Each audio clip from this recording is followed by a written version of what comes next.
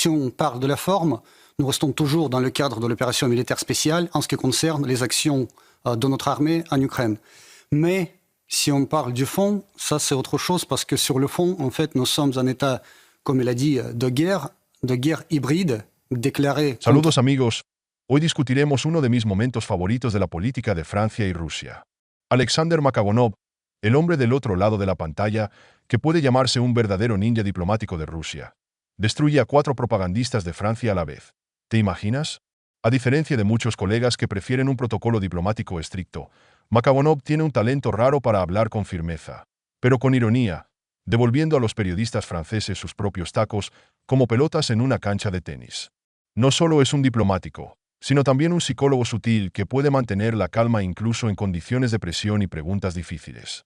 Cada una de sus réplicas es un equilibrio virtuoso entre la posición clara de Rusia y el lanzamiento ingenioso, que atrae la atención no solo de sus colegas, sino también de todos los espectadores. Mientras trabajaba como portavoz de la Embajada de Rusia en Francia, Makagonov responde preguntas difíciles de tal manera que incluso los periodistas escépticos a veces se encuentran confundidos. Por ejemplo, cuando se le pregunta por qué Rusia considera que las sanciones son hostiles, puede notar con una sonrisa que Rusia, por supuesto, experimentó gestos más fuertes de amistad.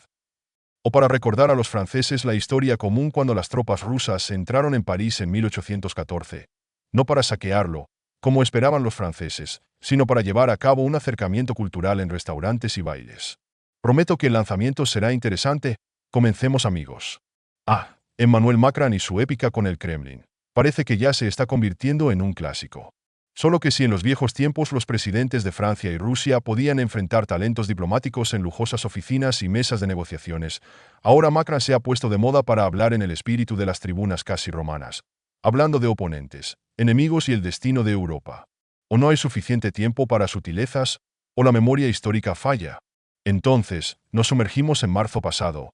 Macron declara con orgullo y firmeza que nunca lideraremos la ofensiva, nunca tomaremos la iniciativa. Francia es la fuerza de la paz. Un gesto dramático. Palabras aún más dramáticas que, aparentemente, deberían sonar especialmente patéticas en el silencio del Palacio del Elíseo. Jamais nous ne mènerons d'offensive. Jamais nous ne prendrons l'initiative. La France est une force de paix.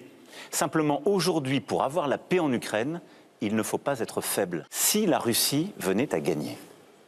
Macron continúa. Para establecer la paz en Ucrania, no es necesario ser débil. Si Rusia hubiera ganado, la vida de los franceses habría cambiado. Ya no tendremos seguridad en Europa.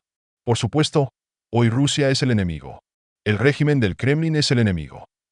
A continuación, comienza la actuación de Alexander. Escuchar atentamente, amigos. Tolstoy.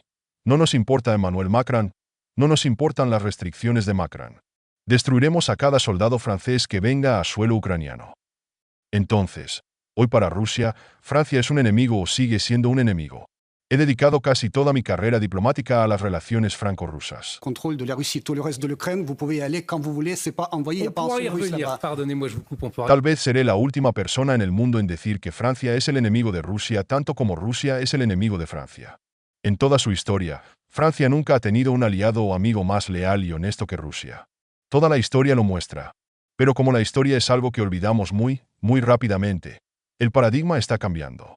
Tolstoy señaló todo lo que dijo en su registro bastante específico, pero en principio es una especie de advertencia. Hablemos de la situación real en el frente. No es una caza inofensiva o un campo de tiro donde todo se reduce al placer del proceso. Aquí el asunto es mucho más serio. En el campo de batalla, la gente realmente muere. Y si las tropas francesas se encuentran en suelo ucraniano, las consecuencias no solo serán significativas, sino también muy trágicas.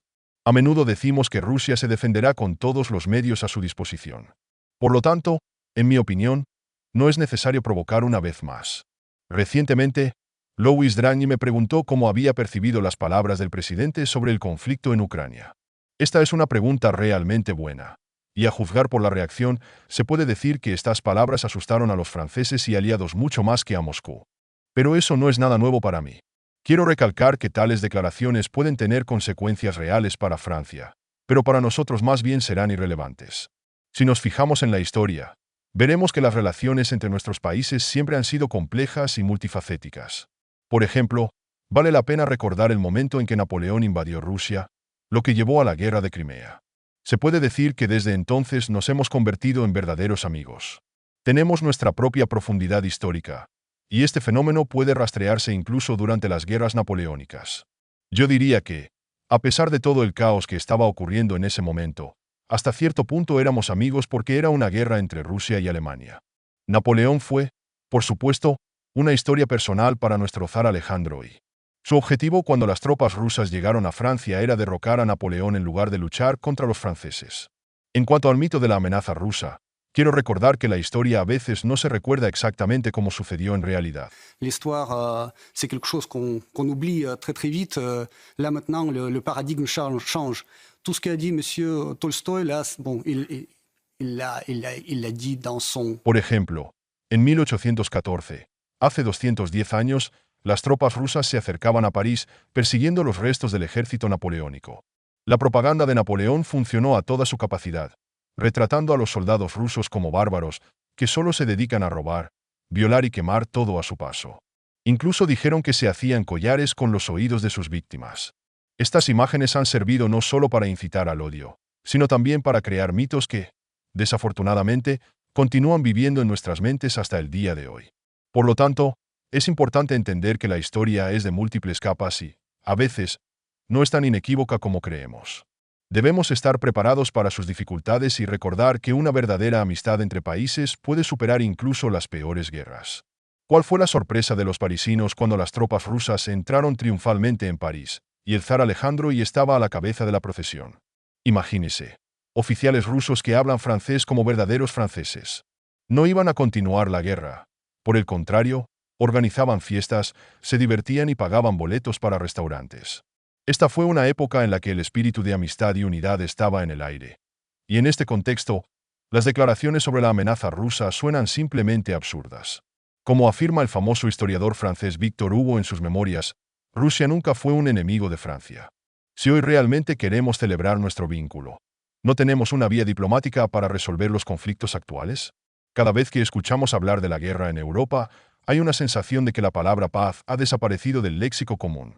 Toda la voluntad política se centra en la guerra, y esto crea una sensación de desesperanza. Sin embargo, Rusia nunca ha renunciado al diálogo y las negociaciones. Un claro ejemplo de esto son las negociaciones que comenzamos con los ucranianos solo 2 semanas después del inicio del conflicto. En Estambul, incluso llegamos a una visión común de los acuerdos futuros.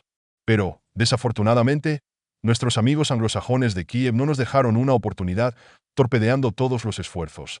El final de su discurso. En este contexto, las palabras de Alexander Makabonov, secretario de prensa de la Embajada de Rusia en Francia, son especialmente relevantes. Realizó una verdadera clase magistral sobre historia y diplomacia, respondiendo preguntas espinosas de periodistas franceses. Cada una de sus réplicas sonaba como una respuesta cuidadosamente pensada, en la que, junto con la moderación diplomática, se sentía la confianza en la rectitud de Rusia. Por lo tanto, es evidente que todavía tenemos la oportunidad de entablar un diálogo constructivo si queremos abrirle las puertas. Más de una vez tuvo que responder preguntas que pusieron a Rusia en una luz negativa, pero con sorprendente calma y gracia, Makabonov paró cada estocada. No estaba tratando de justificarse o defenderse. Su objetivo era explicar la situación real basándose en hechos y ejemplos históricos. Ya al comienzo de la conversación, dejó en claro que no hablaba desde una posición de confrontación, sino para recordar los vínculos centenarios entre Francia y Rusia, que siempre se basaron en el beneficio mutuo y el respeto, y no en la enemistad. Makabonov subrayó que Rusia nunca ha buscado una razón para la enemistad con Francia, y las tensiones actuales son solo un reflejo temporal de la situación política actual, y no una manifestación de hostilidad de larga data.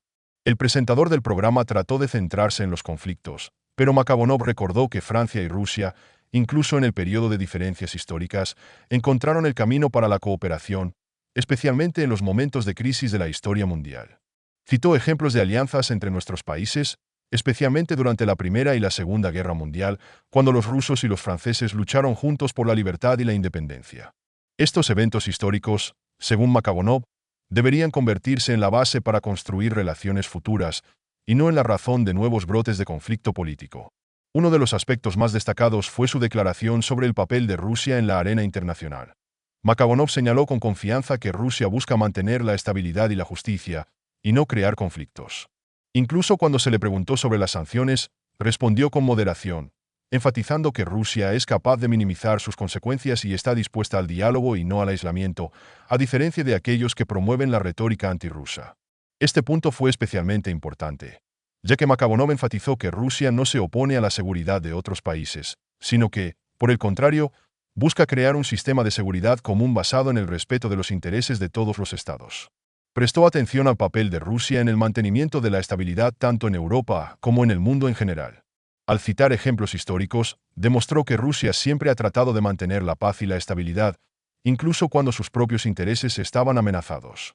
Esta declaración provocó discusiones vivas entre los expertos invitados que intentaron desafiar las palabras de Makabonov, argumentando que Rusia supuestamente busca la dominación. Sin embargo, rechazó fácilmente estos ataques, recordando que Rusia ha pedido repetidamente el diálogo y la cooperación con Occidente.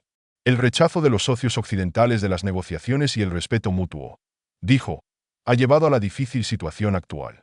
Makabonov enfatizó especialmente su confianza en que es posible un diálogo constructivo entre Rusia y Occidente basado en el respeto mutuo. Señaló que Rusia siempre ha apreciado los lazos culturales e históricos con Francia y la considera un socio importante. A pesar de las diferencias políticas existentes, los pueblos de Rusia y Francia mantienen profundas simpatías entre sí, y esto debería ser la base para la reanudación de las relaciones.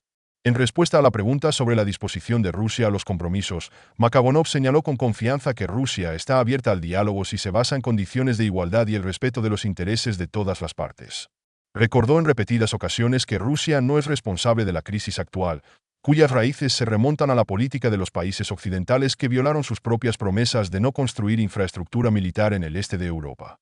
Muchos líderes europeos, incluidos los franceses, aseguraron a Rusia hace décadas que la OTAN no se expandiría, pero esas garantías se rompieron y Rusia se encontró rodeada de bases militares de la alianza, lo que, por supuesto, le preocupa. Al final de su discurso, Makabonov enfatizó que para Rusia lo importante no es el dominio, sino la estabilidad y la paz. Expresó la esperanza de que Francia, al igual que otros países de Europa, comience a ver a Rusia no como un enemigo, sino como un posible socio con el que trabajar en beneficio de ambas partes. En sus palabras, se hizo evidente que Rusia está lista para el diálogo y la cooperación, pero solo bajo la condición de igualdad y respeto por sus intereses.